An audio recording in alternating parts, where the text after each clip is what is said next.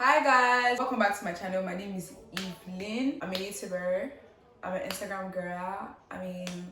For those of you who have been on my channel for a while, you will know that I've been missing. Something happened. Normally, I will say that I'm going to be active on YouTube, then I will not disappear without any valid reason. Maybe I will say it's school or it's exam. But now I have a very solid and valid reason for why I have been MIA. Today's video is just going to be me giving you guys sort of like a story time of what happened. Let's start from the beginning because this story is very long.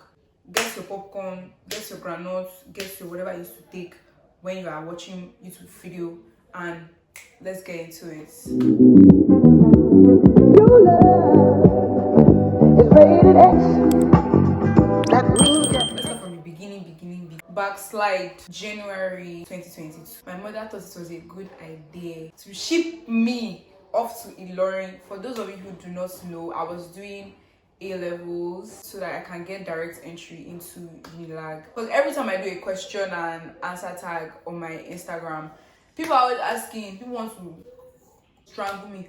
What school are you going to? What are you doing? What are you studying? What course are you studying? It was supposed to be a 9-month program, but I came very late. It started in, I think, September. I came in January because I was very indecisive. I was supposed to go to a nursing school. Then I decided that I didn't want to go there again and blah. Fast forward, my mother decided that I'm going to Ilorin to go and do A-levels. I would have done it in Lagos, but the prices of hostel, tuition, all that in Lagos was just crazy. I was talking 500, 600k. For what?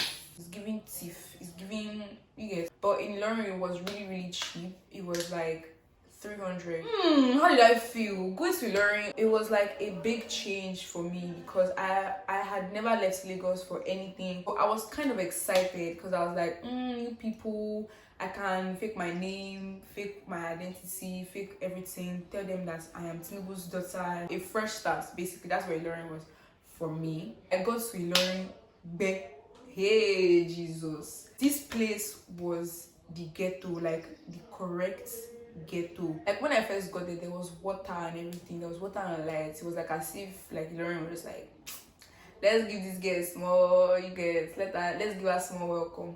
But after like 2 weeks of staying in Ilorin, you guys, I kid you not, we can have lights like once a week. And then the director of my center, that man has children. I don't want to. That man was a case. He will not turn on the gen for us. We were the ones cleaning the place, like the whole school. Sometimes we even have to like contribute money to buy fuel in the gen, like the school gen, to tell you how bad it was. We will go and fetch water from well. Like, if not for the boys in that hostel, I don't even know what I would have done. If you guys are watching this video, shout out to you guys. They are those that used to help me to fetch water. That's listen to me very well. Fetch water. I remember I would call my mommy, I would cry. I was like, Mommy, I don't want to be here again. I don't want to do this. I can't do it. The center had a strict no return policy. Like, you cannot refund your fees. So once you get it, you get it. Once you've paid, you've paid. After like 2 months of staying here, I just had to accept my fate. I write my exam in May. I carry my things. I'm going. No problem. And now for that, postpone this to August. That's when I say, yay. Thinking about it, Ilorin itself was a very nice place. Everything was not just as commercial as Lagos. Things in Ilorin were very cheap. I was shocked. I was taking cab 50 naira, keke 50 naira. There is no Uber in Ilorin. It is public transport you used to use. Attachment that in Lagos you see it 2k, 2.2 for the medium size. In Ilorin it was 1.3.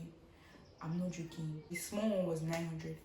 Feeding was okay. Like, there was no feeding in the hostel. In a week, you can spend like just 5k. I'm not even talking about my social life. It was not what I expected because their major language is Yoruba, and I'm a Yoruba girl, but I understand, but I cannot really speak like that. So when I got to learn and I was speaking English and I was going for classes and I was speaking Yoruba in classes, I'm not even joking. I was speaking Yoruba in classes. It was hard for me to like keep up. If I want to buy something and I don't know how to say, oh, how much is this? I have to start going out like to buy stuff with my roommate just so that they will not cheat me. and things like that. Even before I made friends in Ilorin, it was very, very hard. For the first like 1 month, I did not have friends because I feel like when I came now, everybody was just looking at me. This girl came from Lagos. She's in at 11. She cannot speak Yoruba, speaking English. People just thought that I was a poser. I mean, I was just really doing my thing. Like I was just really optimistic. In my mind, I was just like, whatever happens should happen. And I didn't really talk to many people. If you know me very well, you know that I'm socially awkward. Like I don't like speaking in public. I'm very clumsy. Like it's not every time I know what to say. So when I eventually know what to say, to put everything I want to say into a sentence is always very, very hard. So I just prefer not to speak. And people always mistake that for me being stuck up, me being snobbish and everything. Maybe it's just my face. I don't really know. I got judged a lot. People will be talking about me in Yoruba, like in my presence, because I said I don't understand Yoruba. I understand Yoruba, but there's still some things that people will say that I will not understand. You know, in Ilorin, they dress different. Ilorin is a Muslim state. You see girls wearing hijabs, jalabias, all of that pee. And me, I like shirts. I like jeans. That's what I used to wear all the time. Here in Lagos, I wear jeans to church. I later on found a church that allowed jeans. When I first got there, the churches that were there did not allow jeans, and it was only jeans I brought for that first. They said I brought like only 1 or 2 dresses. And my roommates, let me just tell you guys, my roommates was this kind of church, like she was a church worker, she was in choir, she was a very, very active member of church. There was this whole time that I was like, I was not going to go to church. Me, I don't like embarrassment too. When I go home, like when I had mid-semester and then I come back and then I bring dresses, that would have been fine. But me not going to church in Ilorin that was one of the things that made people like stay away from me. They were like, I'm a Lagos girl, I don't go to church, I don't do this, I don't do that. And it got to me. I don't even know I was allowing all those Yoruba girls to be affecting me. Like it was just very, very weird, and I came late again. So like keeping up with classes and assignments and all of that was very, very hard. Fast forward, I was able to make friends with my roommates and one other girl from another room, Kenny, and one other girl, Ayo. And it was calm, like I was okay with it. That center, they write 3 exams. They write JAM, they write IJMBE, and they write JUPEB. I was writing JUPEB. And it just so happened that all my roommates and the other girl, like outside my room that I made friends with, they were writing IJMBE. Then they wrote their own exam in June. So they all left the center. It was just me once again, like literally just me once again in my room. Like literally I was the only one in my room. So I decided to carry my things and go to my house. And this was around like the ending of July that I got the message that they had fixed a date. Because what everybody was saying was that the exam was going to be in September. So me, in my mind, I was like, oh, I still have the whole of August to prepare. Children, open your ears. Read your book. Don't say that I still have 1 more month. I still have 5 more weeks. Don't say that because that's what I did. I've been at home since doing TikTok. I've not read anything. Wow. The pressure is getting worse.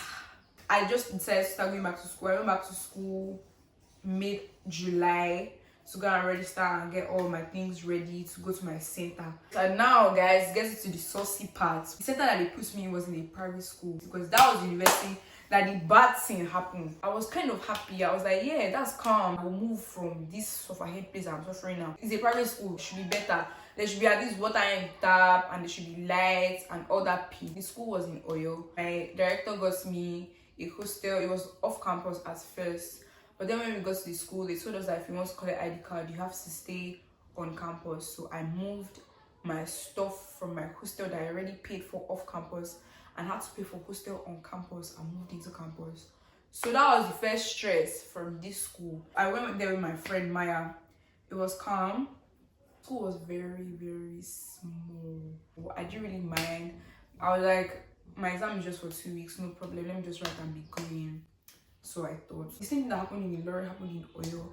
I don't know why people just have this idea of me because like I don't talk to people. Like because I'm not very, very social. They just believe that I'm stuck up and I'm a snob and I'm proud and all that. People really need to leave people alone. Like if somebody doesn't want to talk to you, it's not by force. Like if somebody does not want to make friends, it's also not by force. Do you know if I have anxiety? Do you know if I have ADHD? Do you know if I have a speech disorder? Like leave people, leave people alone. That's the moral of this story. Leave people alone. That's not the moral of the story. But that's the moral of this story.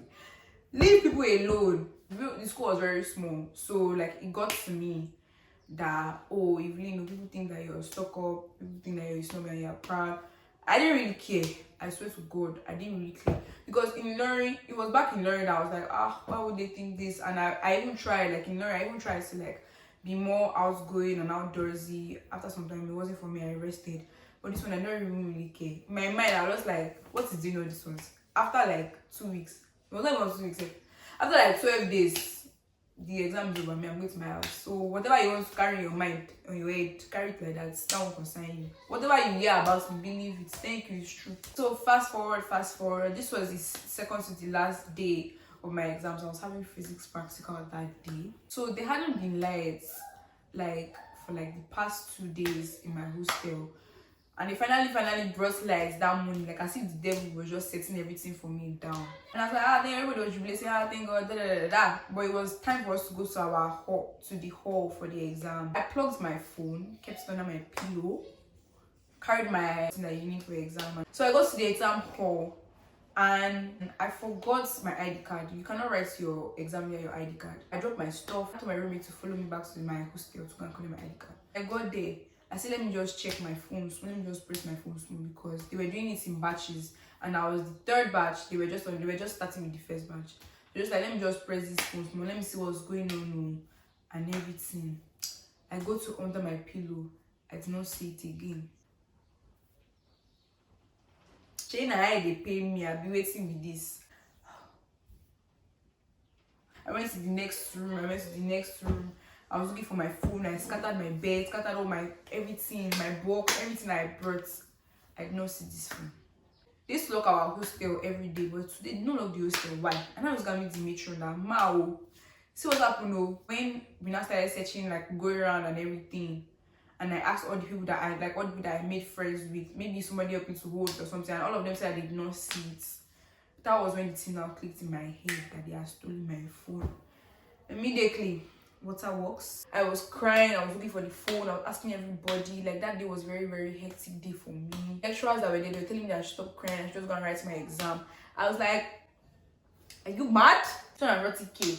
You're telling me to drop 240k and go and write an exam so that the thief that thief the phone will carry the phone and be going. It's like, you're mad. I called my sister. I told my sister, they've stolen my phone. Can you help me to do that? Find my iPhone thing. The person that took the phone is like that person to have lights inside their brain. The person put the phone on flight mode. Jesus.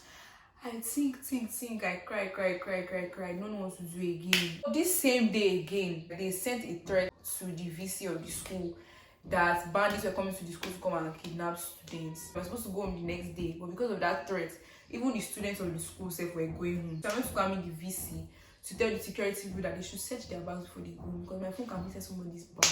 This man was like that. He has already told the security at the gates that nobody should go outside. People are leaving. As me and you are seeing, people are leaving. It was like that. And those ones, people's parents have come and pick them. If I should grab you there. Eventually the security started searching. I already given up hope, because there was actually no point. Like 50 people had already left school, and what was the probability that somebody out of 50 people had not gone with that? So that was how they stole my phone. They took my phone, and if the person that's on my phone, you're watching this video, remember the Lord is watching you. On the judgment day you will cry.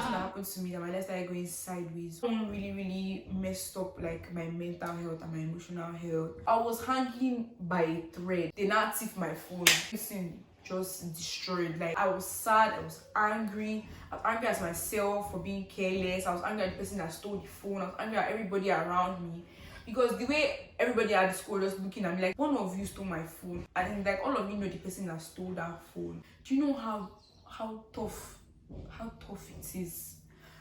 Driving 6-hour journey from Ilorin to Lagos. No phone, no movie, no Netflix, no music, nothing. Everything in my life at that point was just changing so fast. I lost somebody, moved houses, I got my phone stolen, lost my AirPods. I was at home for like 3 weeks. After that week that they stole my phone, I would cry all day. Let me not say all day, because it wasn't all day. Fast forward. I got this new. I got the same phone I was using before, but I got this in red. We thank God for that. My sister really helped me like get through what I was going through. I learned a lot like this August.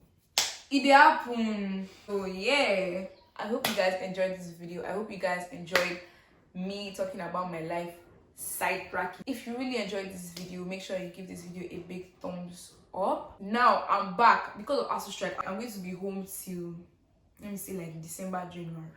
Please subscribe to my channel, and thank you guys so much once again for getting me to 3,000 subscribers. I'll see you guys in my next video.